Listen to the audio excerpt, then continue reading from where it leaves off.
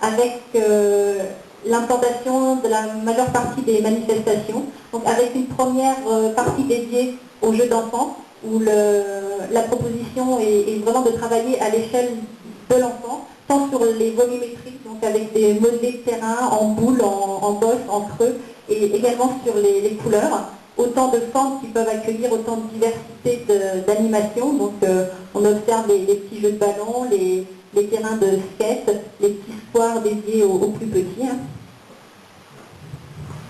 Donc c'est le jardin des îles. La deuxième séquence est davantage transversale, dit champ de foire, donc travailler sur un matériau minéral. La partie nord dédiée à des animations polyvalentes avec des structures qui peuvent être assez lourdes, donc les chapiteaux, les foires. Et la partie sud, davantage dédiée aux sports de ballon qui sont très populaires sur ce parc. Par le biais de petites passerelles, on franchit le boulevard Salvador Allende maintenu en circulation. On arrive sur le carré sud, sur le bosquet des ondes, organisé autour du kiosque à musique. Donc on voit que la végétation s'est éclaircie pour mettre en lien le kiosque avec son quartier et également pour le relier avec l'axe central qui mène quand même la promenade. Donc également avec des jeux de relief, de mise en scène, vous voyez un petit peu en forme d'onde qui s'organisent autour de ce kiosque.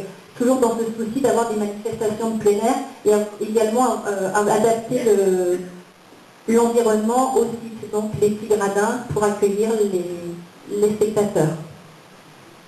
Sur le carré nord, entièrement revégétalisé, replanté, on a une structure, vous la voyez, qui se dessine, donc, qui passe au-dessus de la frondaison des arbres. C'est un phasme géant, donc une structure en bois, qui permet donc, une fois la passerelle franchie, de se promener au-dessus des arbres et donc de s'élever sur ce parc et de prendre un petit peu de hauteur. Et c'est également une structure qui, par-dessous, accueille un certain nombre de jeux d'enfants, leurs balançoires, toboggans, tout ce qu'on peut imaginer en acrobranche un petit peu. Donc, bras d'un phasme qui accompagne juste sur l'emplacement du bassin des régates. Alors ici, on a une recomposition, si je puis dire, qui s'organise un petit peu sud-nord, donc avec un gradient du plus sec au plus humide. Donc, terrain haut avec une revégétalisation de la frange, et on arrive progressivement à une remise en scène de la prairie inondable. Donc remise en scène qui se traduirait par la remise en connexion un petit peu plus technique, plus spécifique du bras de la selle, qui permettrait donc de faire varier le niveau d'eau et donc d'animer en fonction des saisons cet espace plus ou moins inondé. On observe cette boule, donc, qui est une structure couverte, qui pourrait également donc, accueillir une petite buvette café dans un jardin exotique, donc avoir un point de vue un petit peu original et ludique sur ce milieu écologique.